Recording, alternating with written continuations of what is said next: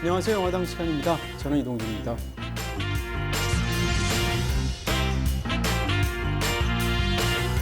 안녕하십니까. 마빈당 김주현입니다. 많은 분들이 당 이름 얘기할 때 너무 스포일러를 많이 한다. 네. 어떤 영화를 좋아하는지 티가 난다. 그러니까요. 라고 하셨는데 오늘은 굉장히 중립적입니다. 왜냐하면 마빈은 네. 패터슨에 나오는 개 이름이 마빈이기도 하고요. 그렇죠. 데드맨에도 주인공으로부터 죽는 역할 중에 보안관. 리 앤 마빈이라고 심지어 나와요. 그래서 그 이름이 마빈이기 때문에 그 중에 어떤 영화를 더 좋아하는지는 오늘 스포일러 하지 않았습니다. 그래서 리마빈을 갖고 오셨군요. 짐 자무시 감독이 워낙 오늘 다룰 감독이 짐 자무시 감독인데 네네. 리마빈이라는 배우를 너무 좋아해서 네. 리마빈이라는 이름을 계속 써먹고 있는데 그래서 아마 저도 그 마빈이라는 이름을 좀 좋게 알려드리기 위해서 네, 말씀해 주신 대로 오늘은 짐 자무시의 작품 두 편을 다룰 예정입니다. 네. 짐 자무시의 좋은 영화들 굉장히 많지만 그중에서도 영화광들 어릴 때 천국보다 낯선이라는 제목만으로 설레했던 기억이 나고요. 네네. 그거 포스터가 일단 맞아요. 거의 모든 카페에 다 걸려 다 있었잖아요. 있었어요. 그리고 네. 제목도 스트레인저 댄 파라다이스라는 제목 자체가 뭔가 이상한 향수를 불러일으키기도 하고 힙한 사람들은 그 제목을 외우고 다녔었죠. 막상 극장에서 그 영화를 보면 끝까지 버텨내고 보신 분들이 별로 없는. 네. 근데 그때는 정말 좋아했던 그 감독이었어요. 네, 짐 자무시 감독은 이제 뭐라고 그럴까요? 미국의 인디 영화를 네. 얘기할 때 빼놓을 수 없을 만한 그런 스타 감독이라고 얘기할 수 있을 것 같고요. 80년대는 사실 할리우드 역사에서 블록버스터의 시대가 됐지 않습니까? 70년대 중반 이후에 뭐 스타워즈나 조스나 이런 영화들이 나오면서 소위 블록버스터의 시대, 다 양으로 승부하고 이런 어떤 거대 자본을 투자하는 영화들이 쫙 나왔을 때 그 어떤 대척점에 있었던 영화라고 말할 수 있을 것 같고요. 80년대의 일련의 영화들, 뭐 다운바이로라든지 말씀해 주신 천국보다 낯선이라든지 이런 독립영화면서 굉장히 개인적인 비전을 철저하게 다 집어넣어서 감독 자체가 처음부터 마지막까지 통제권을 그대로 가지면서 만들어내는 지극히 개인적이면서 굉장히 예술성이 뛰어난 영화들을 바로 짐 자무시가 만들어냈었죠. 짐 자무시 하면 예술가들과의 연대도 중요한 것 같은데 뉴욕의 뭐 언더그라운드 뮤지션들과도 굉장히 깊은 연대를 가지고 있고 예를 들어서 뭐 이기팝이라든지 톰 웨이츠라든지 그런 식의 배우 가수들과 같이 또 연기를 하기도 하면서 맞아요. 영화를 만들기도 출연도. 했잖아요. 뭐 커피와 시가렛 같은 영화도 맞아요. 있었고요. 그런 식으로 이 짐 자무시 자체가 굉장히 예술가적인 그런 기질을 가지고 있기 때문에 그런 식의 연대 혹은 협업 같은 걸 좋아하는 것 같습니다.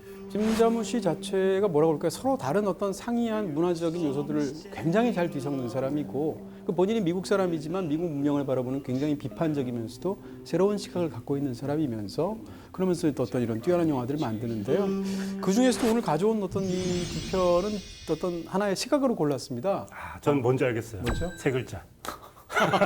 데드맨 패터슨. 단순하신 분이잖아요. 그렇죠. 허를 찔렸네. 네.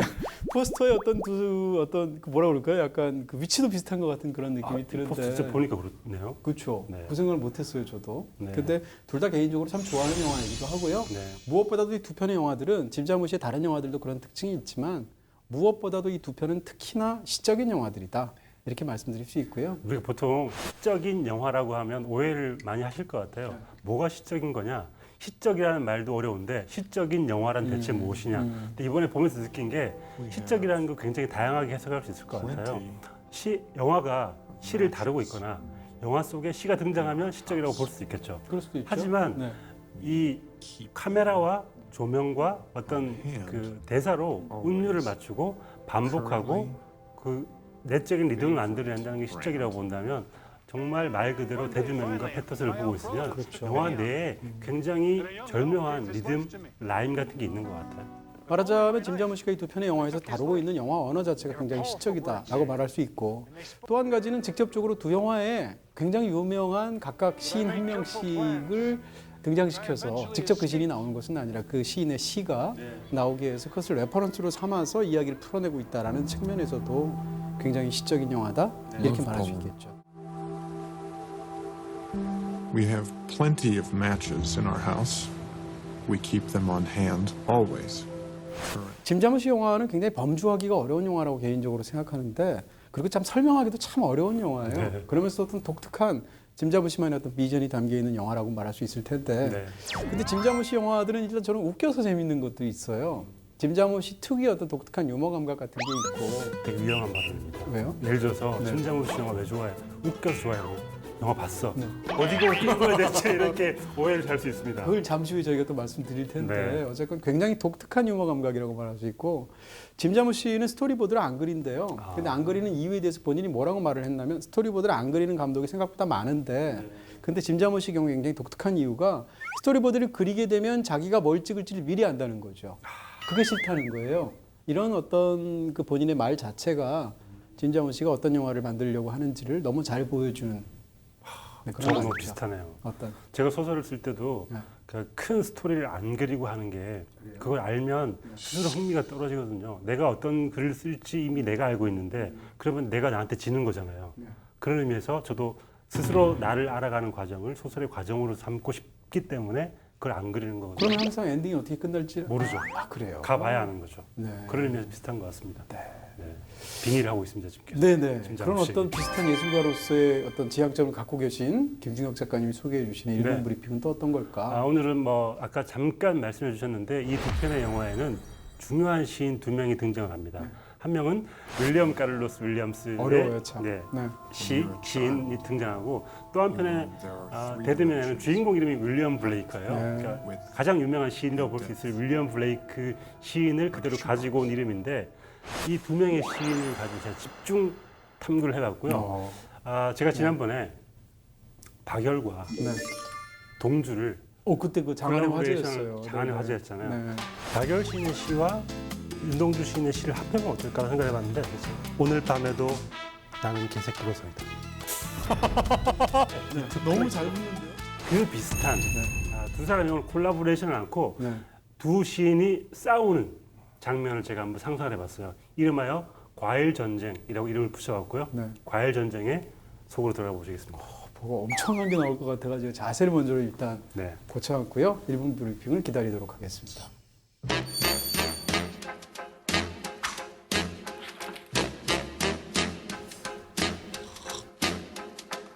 I put a spell on you because you're mine.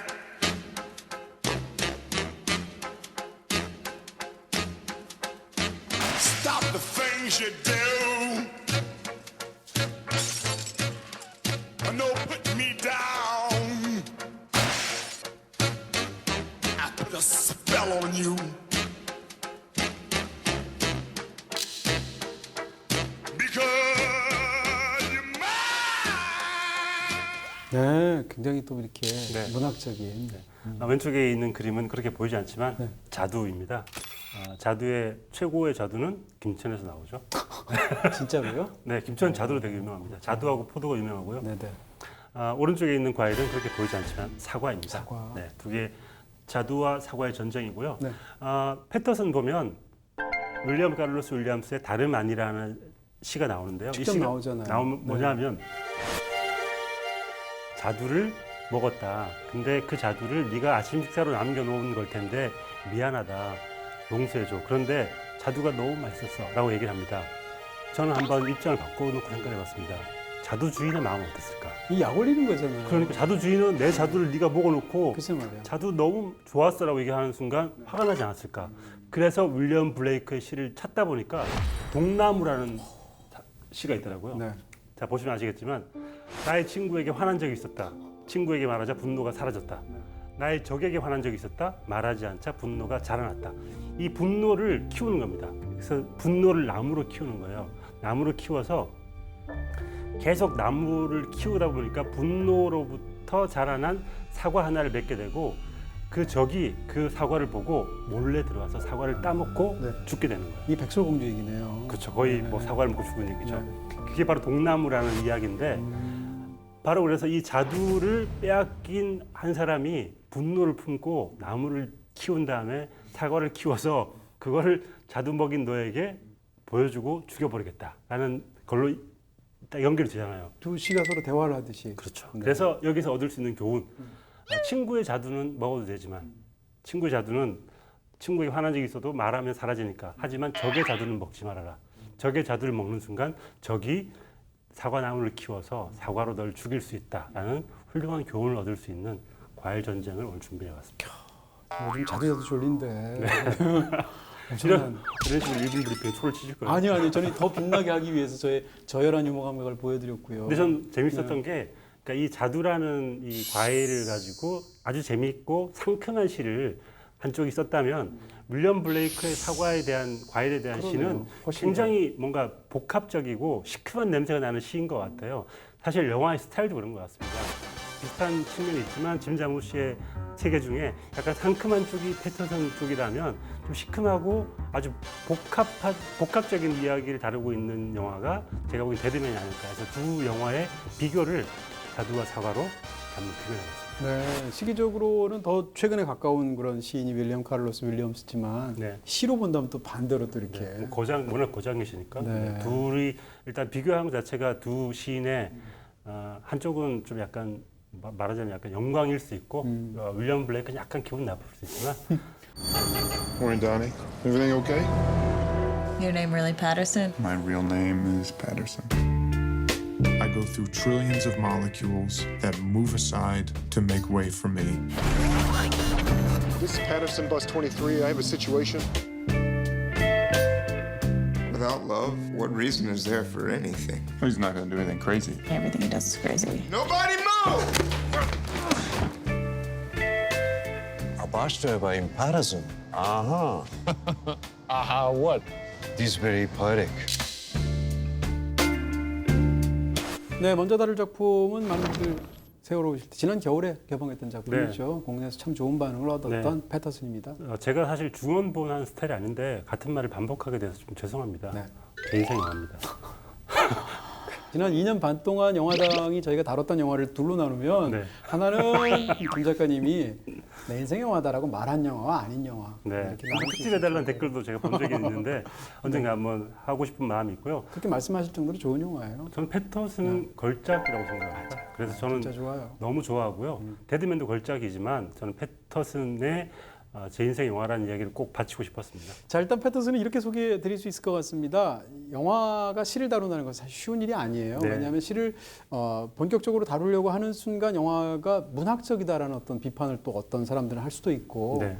근데 영화에서 시라는 어떤 것을 모티브를 가장 잘 다루는 영화 하면 이게 최근의 영화이기도 하지만 일단 패터슨이 제일 먼저 튀어나오고 한국 영화 같은 경우에는 물론 이창동 감독의 시가 떠오르기도 하겠죠. 네. 그렇게 일단 패터슨을 소개할 수 있지 않을까?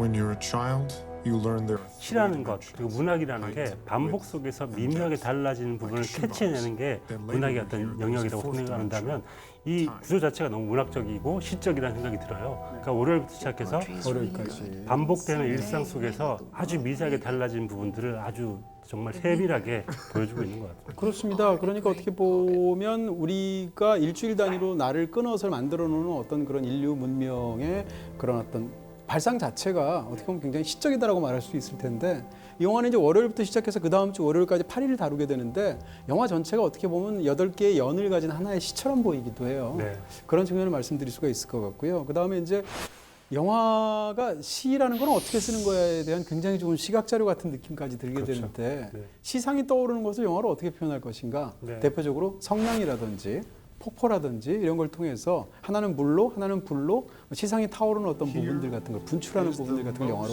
보여준다든지 beautiful match in the world. 이 영화에서 운전하는 장면하고 뒤에 이제 시를 쓰게 되는 폭포의 장면이 디졸브되는 장면들 같은 것이 영화에 계속 나오게 되는데 아 일상의 경험이 어떻게 시라는 예술로 바뀌게 되는구나라는 것을 시각적으로 보여주는 방식처럼 느껴져요 디졸브가 그런 면에서도 굉장히 느낌이 강연하기도 하죠. Dark purple head. So sober and furious and stubbornly ready to burst into flame.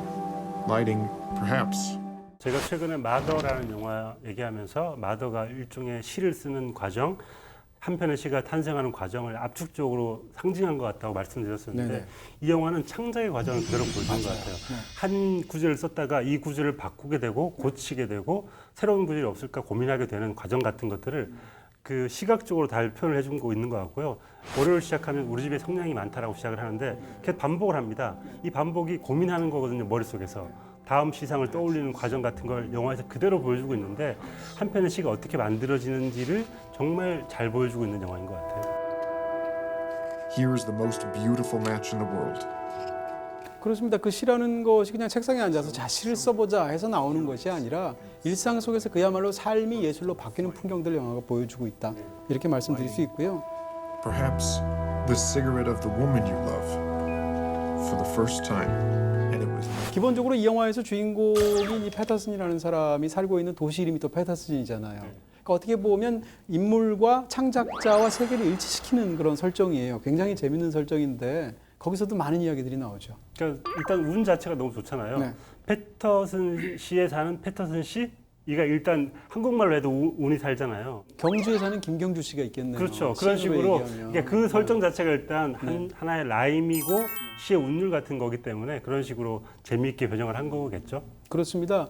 근데 이 아까 일본 브리핑에서 너무 훌륭하게 잘 말씀해 주셔서 짧게만 설명드리면 영화 속에 직접 시인들도 나오잖아요. 네. 아까 말씀해 주셨던 그 시인 자체가 아까 윌리엄 카를로스 윌리엄스라는 시인 자체가 영화에서 계속 나오기도 하는데 그 시인 자체가 실제로 뉴저지 패터슨이라는 실존하고 있는 도시에 살았고 또 냈던 시집 제목이 또 패터슨이에요. 네. 그런 면에서 굉장히 흥미로운 그런 착상이 아닐까. 그리고 저는 재밌는 게 패터슨 시에 사는 패터슨 시처럼 윌리엄 카를로스 윌리엄스가 반복되잖아요. 그렇죠. 그걸 가지고 카를로 윌리엄 카를로스라고 반복하기도 하고 그게 사실 일종의 말놀이 같은 걸로 영화 속에 들어가 있습니다. 맞아요. 그리고 또 이제 극 중에서 그 시인 말고 이 직접 주인공인 패터슨이 쓰고 있는 시들이 나오게 되는데 그 시도 실제의 미국의 시인인 런 페지슨 시라는 거예요. 네. 그리고 또 이제 중간에 단테 얘기도 나오게 되는데 단테의 신곡도 시잖아요. 그렇죠. 그런 측면에서 본다면 영화의 레퍼런스 자체가 사실은 많은 시인들을 끌어들이고 있다. stopped. I stopped.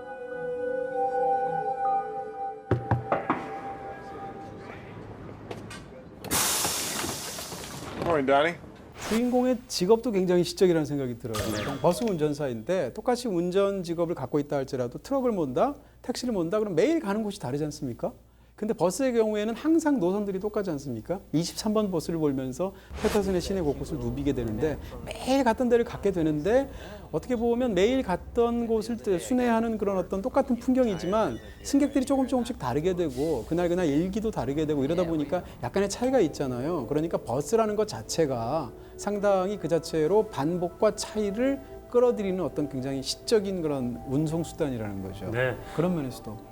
너무 잔인한 얘기처럼 들릴 수도 있겠지만 우리가 출근하고 퇴근할 때 버스를 타고 왔다 갔다 하잖아요. 근데 매일 똑같아 보이는 일상이고 맨날 고통스러운 일상이 반복되는 것처럼 느껴지지만 그 사이에 아주 미세한 차이가 있고 변화가 있는데 그 변화를 감지하는 사람이 바로 시인이다라고 얘기를 하고 있는 것 같아요. 그래서 결국에는 우리 모두가 버스 운전사이고 반복되는 것 같지만 이 사이에서 뭔가 다른 차이를 발견해낼 줄 알아야 된다는 이야기를 영화 전체의 플롯으로 얘기를 하고 있는 것 같습니다. 그렇습니다. 이 얘기는 단순히 버스 운전사에게만 적용되는 얘기가 아니고 그런 어떤 반복적인 일상을 사는 사실은 사람들 모두를 끌어들이는 그러면서 우리 모두가 사실은 일상의 시인이기도 하다 이런 얘기를 하게 되는 건데요.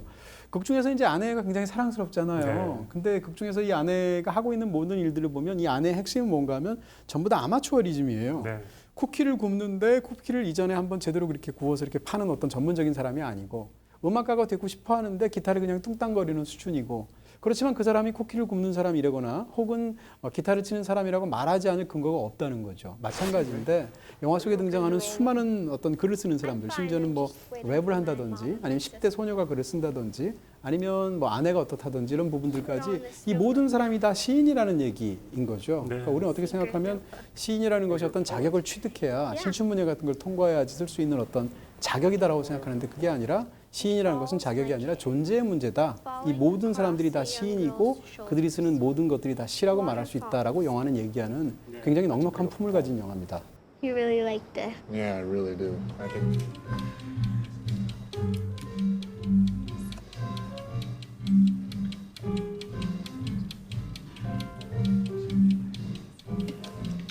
그 삶의 모든의 근원이 예술이어야 한다라는 이야기를 하고 있는 것 같고요. 그리고 말씀하신 이 영화에 등장하는 모든 사람들을 서로 무시하지 않아요. 그림을 못 그렸다고 야, 그림이 좀 별로라고 얘기하지도 않고 아마추어 그 래퍼가 랩을 하는 걸 듣고 정말 시 같네요라고 얘기를 한다든지 소녀가 쓴 시를 보고 정말 라임이 좋다라고 얘기한다든지 서로 인정해주고 위로해주는 방식으로 이 영화가 등장한 모든 인물들에게 약간 애정을 품고 있는 것 같고 그래서 그러니까 우리 살고 있는 우리 삶 속에서 바로 옆에 있는 사람들에게 예술을 추천해주고 예술을 함께하는 과정 같은 게 어쩌면 더 필요하지 않겠는가라는 생각을 해보게 되는 그런 영화인 것 같아요.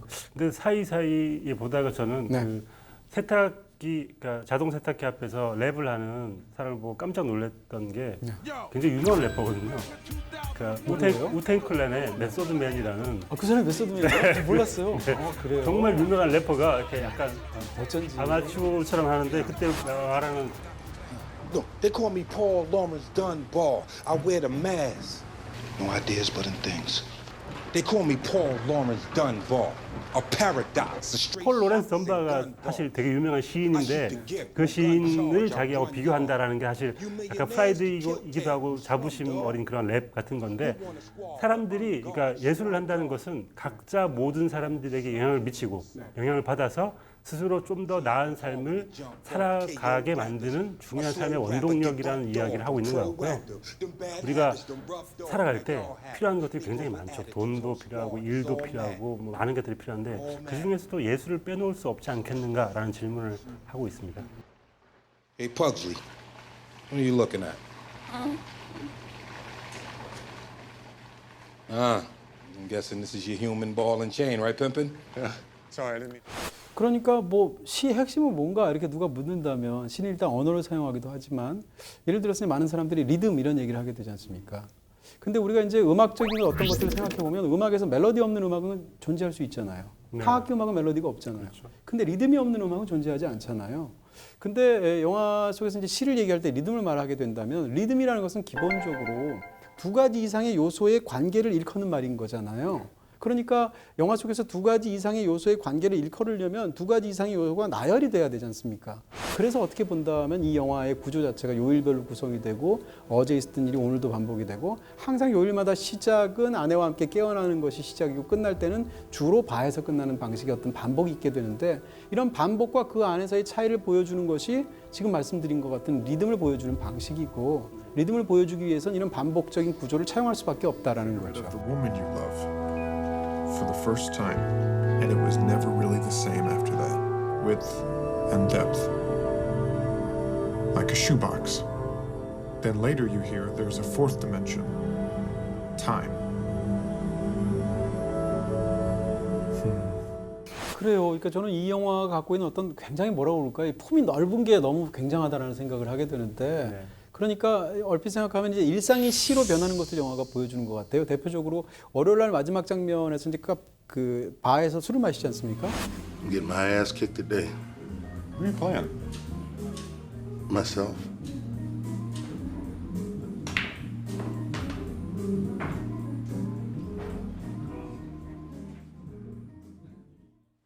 잔을 이렇게 들여다보면 이게 부감으로 빈 잔을 보여주게 되는 것이 첫날의 마지막인데 수요일 날도 마찬가지로 거의 비슷한 장면으로 끝나요. 근데 이 두 장면 사이에는 뭐가 있냐면 시가 있거든요. 그러니까 다시 말하면 그렇게 바에 갔던 기억을 이제 수요일 날 돼가지고 시로 완성하게 되는데 그 다음에는 역시 똑같은 그 행위를 하게 되는 거예요. 그럼 만약에 이 두 개의 잔을 보여주는 어떤 부감샷 사이에 시가 있다는 걸 가정한다면 첫 번째 시가 됐을 때 앞에 부감으로 보였던 것은 일상이 시가 되는 풍경이겠죠. 그러니까 잔을 들여다본다, 그리고 그것을 시로 썼다라는 거겠죠. 그렇지만 두 번째 잔을 들여다보는 행위는 시를 이미 거기에 대해서 쓴 상태에서 그 행위를 반복하는 거잖아요. 그럼 이것은 시가 일상이 되는 거죠. 그러니까 이 영화는 일상이 시가 되는 것도 보여주지만 정반대로 시가 일상이 되는 것도 보여준다는 거예요.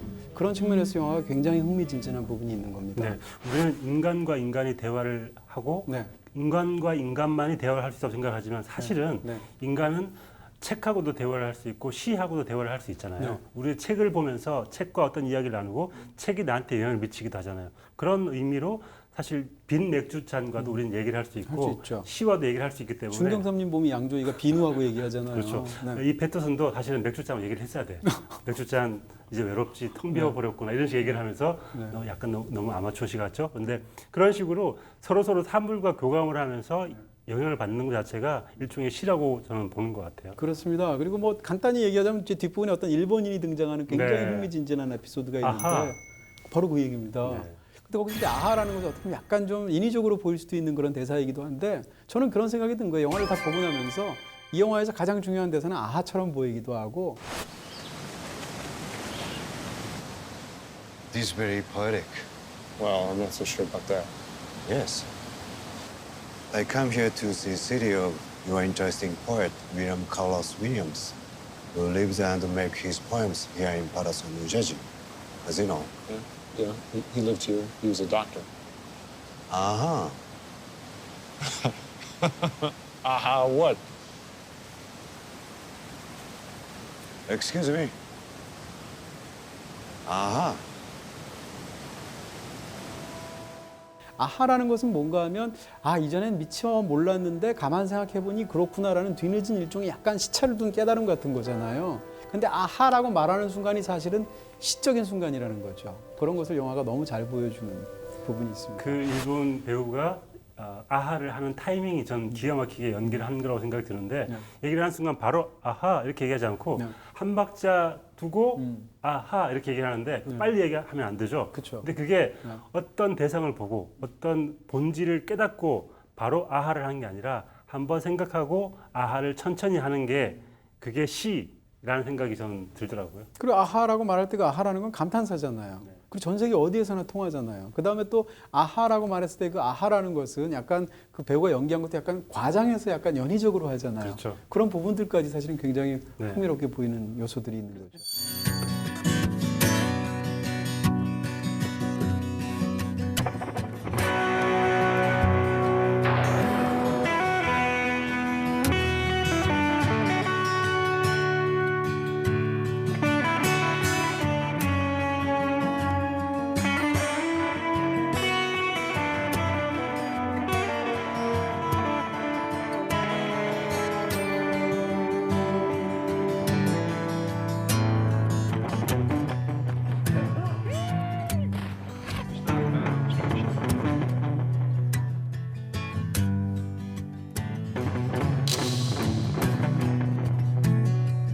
네, 이어서 소개드릴 작품은 데드맨입니다. 네, 데드맨은 네, 조니 뎁 인생 영화인 것 같습니다. 아 그래요? 네. 조니 뎁이 아마 그렇게 얘기를 할 것 같아요. 네. 내 인생 영화야. 너무 좋아 이 영화가라고 얘기를 조니 뎁이 할 것 같습니다. 한 20편 정도에 대해서 말할 것 같죠. 조니 뎁 너무 인상적이고 네. 조니 뎁 나온 영화를 참 많이 봤는데 이렇게 다른 모습인 것처럼 보이는 영화도 꽤 오랜만에 본 것 같아요. 초반은 약간 우리가 알고 있는 90년대 전형적인 조니 뎁. 조니 뎁이 갖고 있는 약간 귀여우면서도 그렇죠. 약간 이렇게 엉뚱한? 네, 그런 매력들이 굉장히 잘 살아 있는 전반부의 표정을 보여주는데 후반으로 가면 뭐라고 그럴까요? 죽음에 가까이 다가가는 자의 어떤 황폐하면서도 텅 빈 것 같은 그러면서도 한편으로는 음울하지만 또 평화로운 느낌도 있는 그런 우리가 모르는 조니 뎁의 얼굴을 보여주는 영화이기도 하죠. 이제 이 조니 뎁이 사실은 윌리엄 블레이크라는 회계사의 역할로 나오는데 이 회계사가 인디언을 만나면서 또 다른 세계로 이제 그렇죠. 이어지는 이야기인데 시간이 지날수록 이 어떤 얼굴에 그 부적처럼 느껴지는 그 자국 때문인지 모르겠지만 나중에 정말 인디언처럼 보이기도 해요. 그런 의미에서 조니 뎁의 연기 혹은 표정 같은 걸 완전히 발견하는 그런 영화였던 것 같기도 합니다. 그렇습니다. 짐 자무시의 6번째 장편 영화인데 사실은 짐 자무시 영화들이 돈을 그렇게 많이 들인 영화는 아니잖아요. 네. 근데 이 영화가 그때까지 짐 자무시가 만든 가장 큰 영화였습니다. 아, 그래요? 그래서 이 영화가 $900만 달러라는 짐 자무시 영화 치고는 굉장히 많은 돈을 들였는데 거둬들인 수익이 $100만 달러였습니다. 9분의 1이라는 네. 굉장히 참패를 거둔. 제작비 마지막에 그 인디언 마을에 있는 그것 때문에 많이 쓴 거 아닌가? 자세히 말씀 못 드리지만 그 거대한 그 물체 때문에 돈을 많이 썼나? 사실은 이 영화가 흥행도 안 됐지만 비평으로도 굉장히 안 좋은 평가를 받았어요. 대표적으로 뭐 로저 에버트 같은 사람은 이 영화에 별 하나 반 줬어요. 네. 그러면서 뭐라고 평을 했냐면 대체 무슨 소리인지 모르겠다라는 말을 비평가가 했을 정도인데 네. 근데 저는 이 영화 개인적으로 굉장히 참 좋아하고요. 저도 너무 좋던데요. 그 영화가 시적이기도 하지만 저는 영화 코미디로도 훌륭하다는 측면이 있는 것 같기도 하고 그리고 무엇보다도 이 영화가 씬을 구성하는 방식이 저는 굉장히 인상적이었습니다. 무슨 얘기인가 하면 이 영화를 보면서 제가 가장 인상적인 것 중에 하나는 우리는 보통 이제 씬을 구성할 때 쇼트와 쇼트 사이에서도 그런 걸 하게 되지만 씬과 씬 사이에도 반드시 고리를 걸어주거든요. 그래서 뒷장면에 등장하는 어떤 사물을 앞장면의 끝부분에 보여준다든지 대사로 연결한다든지 아니면 디졸브로 한다든지 이렇게 하게 되는데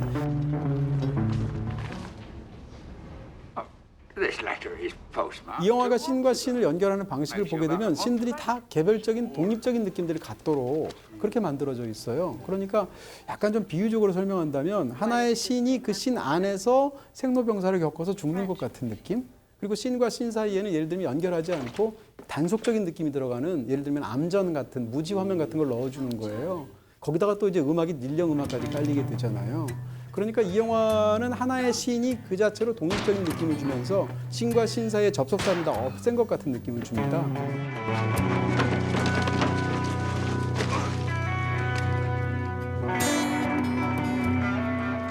이런 구성법이 이 영화가 갖고 있는 계속 맥이 끊기는 것 같은 느낌을 주게 되는데 사실은 이 영화는 죽음으로 가는 여행을 다룬 영화잖아요. 그런 측면에서 본다면 굉장히 흥미로운 그런 작법일 것이다 이런 얘기할 수 있을 것 같아요. 어쩜 말씀하신 그 작법이야말로 시의 작법과 비슷하다는 생각이 그렇죠. 드는데요. 네. 행을 바꾸고 사실 하나의 문장을 길게 연결을 하면 행이 굉장히 길어질 텐데 시는 행을 바꾸잖아요. 또 다른 의미인 것처럼 그 행이 바뀌는 거에 따라서 의미가 달라지기 때문에 말씀하신 그런 작법이야말로 시의 작법 같다는 생각이 들고요. 초반에 나오는 반복 같은 것들 굉장히 시적입니다. 일단 조니 뎁이 등장하는 기차 장면에서 조니 뎁 얼굴 보여주고 기차 그 바퀴를 보여주고 앞에 앉아 있는 승객의 모습을 보여주고 그걸 한 서너 번 반복을 하는데 약간씩 달라집니다.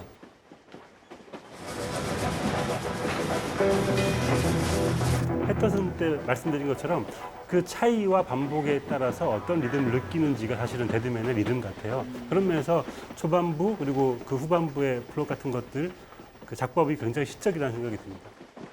Every night and every morn, some to misery are born. 그 다음에 이제 영화에서 윌리엄 블레이크라는 영국 굉장히 신비주의적이면서 그러면서 이제 낭만파 시인이라고 말할 수 있겠죠. 이런 낭만주의적인 시인의 시를 계속 곡 중에 특히 이제 노바디라는 이 인디언의 대사를 통해서 차용을 하게 되는데 그런 것들이 주는 어떤 신비하면서도 영적인 느낌 같은 것을 영화가 계속 끌어들이고 있죠. 네.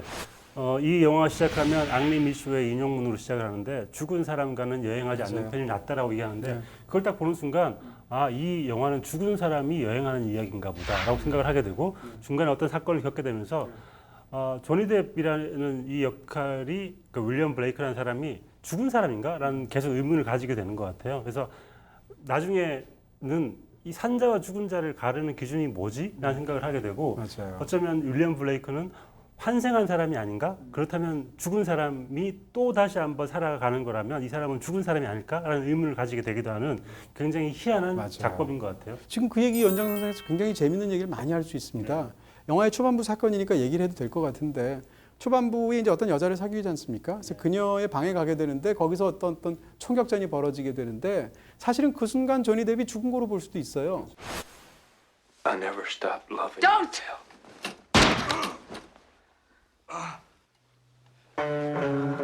그렇게 본다면 이 뒷부분은 사실은 데드맨의 여행처럼 보이는 다시 말해서 죽은 자의 여행처럼 보이는 부분들도 있고 혹은 그렇게 죽는 순간 계속 그 영화 속에서 말을 하게 되는 영국 시인 윌리엄 블레이크의 여행이 그 다음부터 시작되는 것으로 볼 수도 있습니다. 이런 방식으로 이 영화를 보게 만드는 굉장히 흥미로운 어떤 시각들이 가능해진다. 그러니까 인디언들의 그 삶에 대한 철학 같은 것일 수도 있는데 영혼이 모이는 곳이 따로 있고 육체는 그 영혼이 잠깐 여행 오는 거라고 생각을 하는 것 같아요. 그래서 윌리엄 블레이크라는 영혼이 있으면 그 육체가 바뀌더라도 똑같은 윌리엄 블레이크이기 때문에 단일한 윌리엄 블레이크가 육체를 빌려서 여행을 하는 거라고 그렇죠. 볼 수 있는 것 같아요. 그러니까 이 두 사람이 이제 여행을 같이 하잖아요. 중반부 이후에. 근데 인디언 이름이 노바디지 않습니까? 그러니까 이 여행은 굉장히 이상한 여행이에요. 왜냐하면 노바디는 건 아무것도 아니라는 뜻이니까 결과적으로 얘기한다면 이 여행은 아무것도 아닌 자와 죽은 자가 함께하는 여행. 이렇게 볼 수도 있고 이름에 관해서 얘기하면 노바디면 이름이 없는 거잖아요. 그다음에 이 남자 이름은 윌리엄 블레이크인데 이것은 사실상 영국 시인에게서 가져온 이름이잖아요. 그러니까 이름이 없는 자와 남의 이름을 빌어온 자의 여행 이렇게 볼 수도 있잖아요. 그런 식으로 이 영화에는 수많은 역설들이 작용하는 이렇게 끊임없이 얘기들이 나올 수 있을 정도로 사실은 이 이야기가 갖고 있는 함의들이 어떻게 보면 텅 비어 있는 것처럼 보이기도 하고 그물처럼 성기기도 해서 오히려 더 흥미롭게 느껴지는 그런 영화가 아니겠는가 이런 말씀 드릴 수 있을 것 같고요. 또 하나 저는 이 영화에서 중요한 단어가 아마 담배인 것 같은데 계속 윌리엄 블레이크한테 담배 있어? 물어봅니다. 계속 담배 있냐고 물어보는데 계속 같은 말 반복을 하죠. 윌리엄 블레이크가 담배 안 피우는데요? Cannot stop the clouds by the building of a ship. Are you sure you have no tobacco? 담배가 대체 뭘까라는 생각을 많이 해보게 되는데 이 영화에서 담배라는 건 굉장히 중요한 상징이라는 생각이 들어요. 그러니까 인디언들은 담배는 환각의 대상인 것 같아요. 어떤 다른 정신으로 이양하기 위한 물질 같은 거죠. 근데 백인들에게는 이 담배는 쾌락의 상징인 것 같아요. 그러니까 인디언과 백인이 담배를 바라보는 태도가 다르고 마지막에 이제 이 인디언이 그러니까 윌리엄 블레이크한테 담배를 주면서 여행을 할 때 피라고 주잖아요. 근데 결국에는 윌리엄 블레이크는 중립적인 태도를 가지고 있는 사람이고 담배를 지니고 있었던 인디언들은 담배를 더 나은 곳으로 가고자 하는 열망 같은 걸로 표현을 하고 백인들은 담배를 쾌락의 상징으로 생각을 하는 것 같아요. 그 두 개의 나눠진 시각 같은 것들을 윌리엄 블레이크가 중립에서 바라보는 게 아닌가라는 생각이 들기도 하고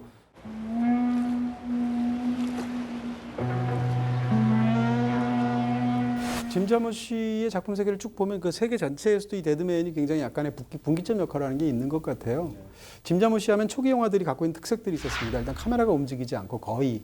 그다음에 구조가 굉장히 심플하고 그다음에 음악 사용이 실제로 주인공이 극중의 인물들이 직접 영화 안에서 연주하는 음악이 아니면 사후적인 방식으로 영화음악을 덧입히지 않고 이런 어떤 여러 가지 특징들이 있는데 데드맨은 이 세 가지를 다 바꾼 거예요. 어떤 면에서 본다면. 구조가 사실은 굉장히 복잡하다고 볼 수 있고 여기서 음악하면 닐령 음악을 뺄 수가 없잖아요. 근데 음악을 녹음한 방식도 굉장히 신기한 게 이 영화를 다 만든 상태에서 닐령을 보여주게 하고 녹음실에서 마음대로 즉흥 연주를 하게 했대요. 그러니까 이 영화에 등장하는 음악은 사실상 닐령이라는 사람이 관객이 이 영화를 본 리액션으로서의 또 다른 예술이라는 거죠. 그게 붙어있는 굉장히 흥미진진한 부분이 있다는 것이고 그리고 마지막으로 아까 말씀드린 것처럼 이 영화에서는 카메라가 또 굉장히 이전에 비하면 상당히 많은 움직임들을 보이기도 하고요. 그런 측면에서 짐 자무시의 세계에서도 데드맨이 차지하고 있는 굉장히 독특한 위치가 있을 것이다.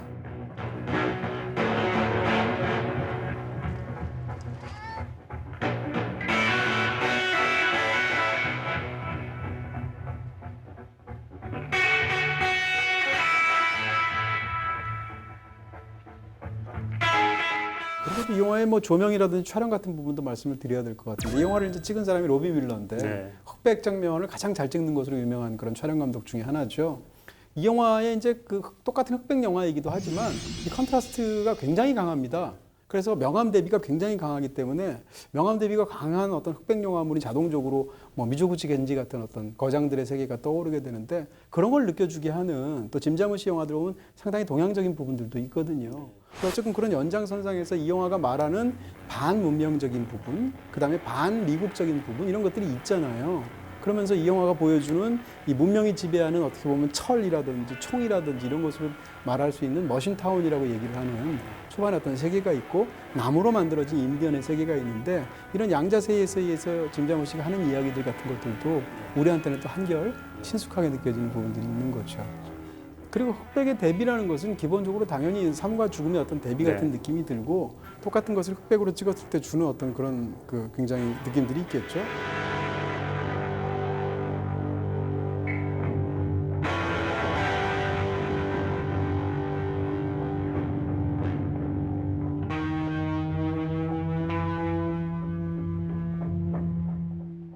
짐 자무시가 역사를 바라보는 시각 같은 것도 데드맨에 많이 묻어 있는데 백인과 인디안의 위치 같은 것들인 것 같아요. 그러니까 백인이 오히려 기독교라는 그 종교 속에서 인육을 먹습니다. 그러니까 그 사람 고기를 먹는 사람이 백인이 등장하고 자기 부모의 인육이잖아요. 그렇죠. 그리고 실제 이제 또 동료의 인육을 먹기도 하고요. 근데 인디언들은 오히려 문명을 발전시키는 존재들로 나와요. 이런 의미에서 역사 속의 백인과 인디언에 대한 편견 같은 것들을 완전 다른 시각으로 바라보고 있다는 것도 짐 자무시가 가지고 있는 역사 인식인 것 같습니다.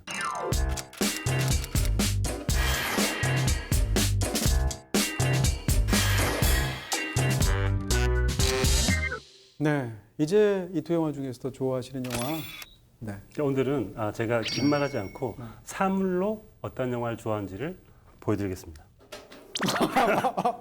바로 앞에 패터슨. 패터슨의 등장했던. 패터슨이 가지고 다니는 도시락 가방입니다. 너무 좋아가지고 샀어요. 이 영화당 때문에 사신 거잖아요. 아니요. 영화 보고 나서 샀는데 그 뒤로 한 번도 싸본 적이 없고 네. 드디어 쓰임새가 왔습니다. 네. 그래서 제가 가지고 나왔고요. 이렇게. 그리고 오늘 제가 저희 이벤트가 끝이 없는 것을 보여드리고 싶은 게 이걸 열면 이 안에 네. 뭐가 있습니까? 도시락 나오겠죠, 뭐. 어제 제가 쓴 시가 있습니다. 네. 네.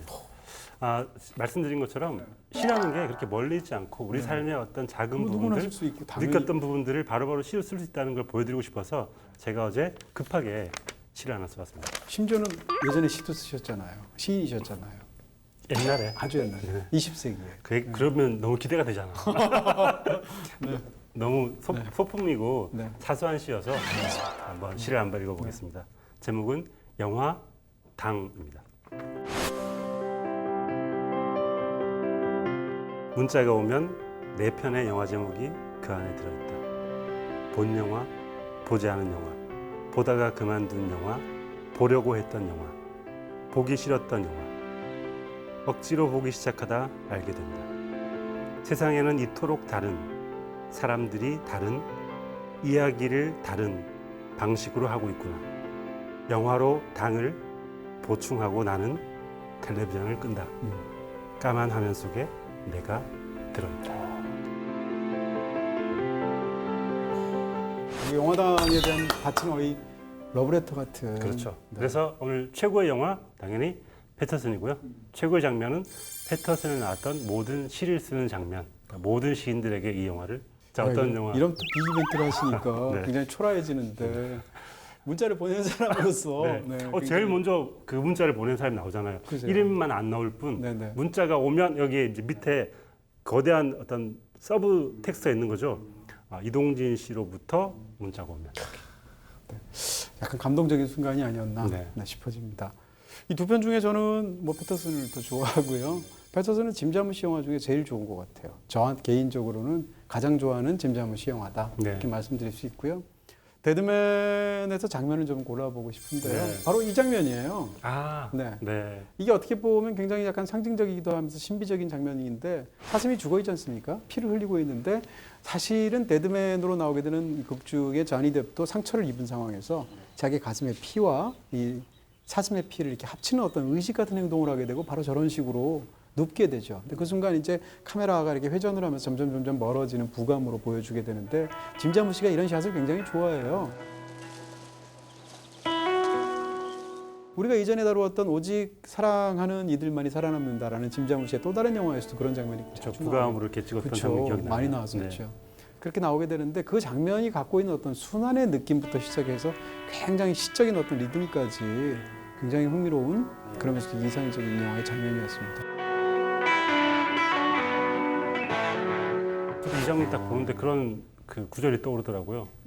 구절은 제가 생각하는 구절인데요. 네. 누구의 구절이 아니라 네. 삶이라는 건 죽은 이와 공감하는 과정이다라는 생각이 들어요. 그래서 어쩌면 패터슨도 마찬가지인 것 같고 살아간다는 것 자체가 늘 죽음을 염두에 두고 함께 공감하는 일이라는 생각이 들면서 사슴의 그 목에 난 상처에 손을 대는 순간 네. 어쩌면 정말 살아있다는 걸 느끼는 게 아닐까라는 생각을 이 장면 보고 하게 되더라고요. 다 살려주시네요 오늘. 네. 네, 특별한 날이었습니다. 네, 이렇게 해서 오늘은 짐 자무시의 시적인 영화들이라는 주제하에 두 편의 멋진 영화 소개해드렸습니다. 감동이었어요. 이름까지 챙겨보시고. 큰일이었다. 자, 마치도록 하겠습니다. 이 두 편의 영화는 모두 BTV에서 보실 수 있습니다. 다음 주에 뵙겠습니다. 수고하셨습니다. 저는 이제 가보시죠. 갈 때가 있어가지고.